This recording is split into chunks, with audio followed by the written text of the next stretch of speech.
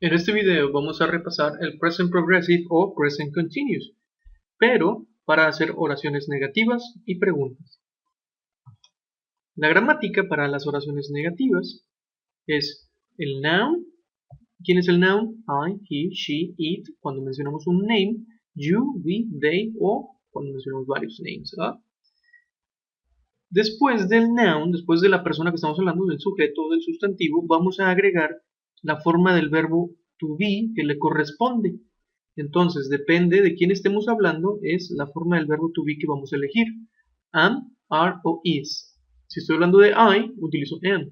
Si estoy hablando de he, de she, de it, un name, siempre y cuando sea uno, is. Si utilizo you, we, they, o estoy hablando en plural, are. Enseguida, como estamos haciendo oraciones negativas, vamos a poner not.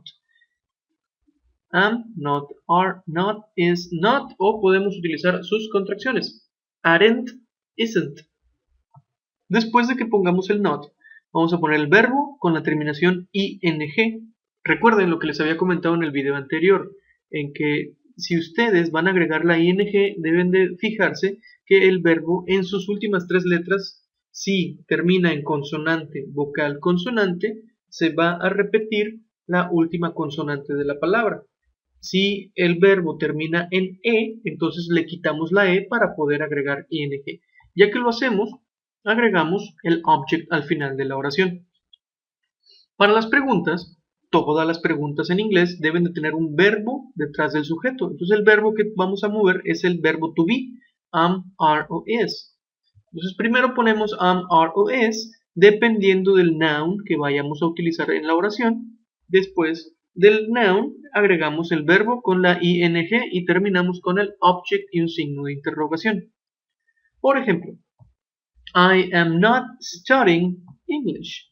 Yo no estoy estudiando inglés.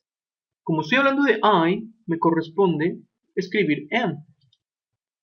La pregunta de esta oración es, am I studying English? ¿Estoy estudiando inglés?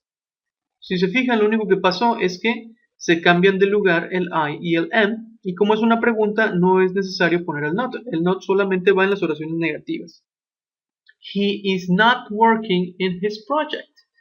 Él no está trabajando en su proyecto. Estamos hablando de he, entonces debemos utilizar is. La pregunta cambia de lugar, is con he, quitamos el not. Is he working in his project? ¿Él está trabajando en su proyecto? You are not reading a magazine. Tú no estás leyendo una revista. ¿Estás tú leyendo una revista? Are you reading a magazine? Y como estamos utilizando el pronombre you, vamos a utilizar la forma del verbo to be, are. A continuación voy a resolver dos ejemplos y ustedes de tarea harán los demás. My car. ¿Qué pronombre le corresponderá a my car? My car, mi carro, ¿será I? ¿Yo? No. Mi carro, he, él? No. Mi carro, she, ella? No. Mi carro, it? Eso. ¿Pero a qué se refiere eso? ¿Cuándo usamos eso? Cuando hablamos de animal o cosa. Entonces aquí estamos hablando de my car. Y es uno solo, es mi carro, singular. Entonces es como si usáramos it. Entonces debemos de utilizar is. Y podemos utilizar la contracción, isn't. My car isn't. Esto es lo mismo que is not. Esto está uniendo el is y el not, por eso se llama una contracción. Y el verbo vamos a ponerlo en forma continua.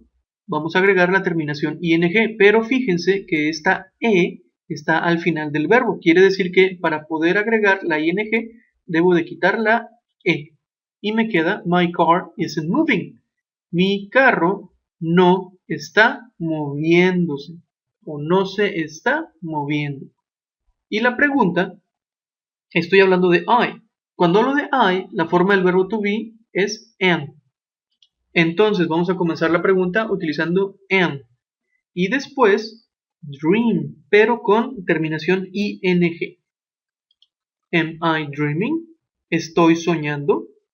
Ustedes van a hacer las demás oraciones en su cuaderno. Recuerden escribir su nombre completo en la hoja.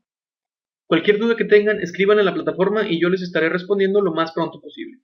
Hasta luego, chicos.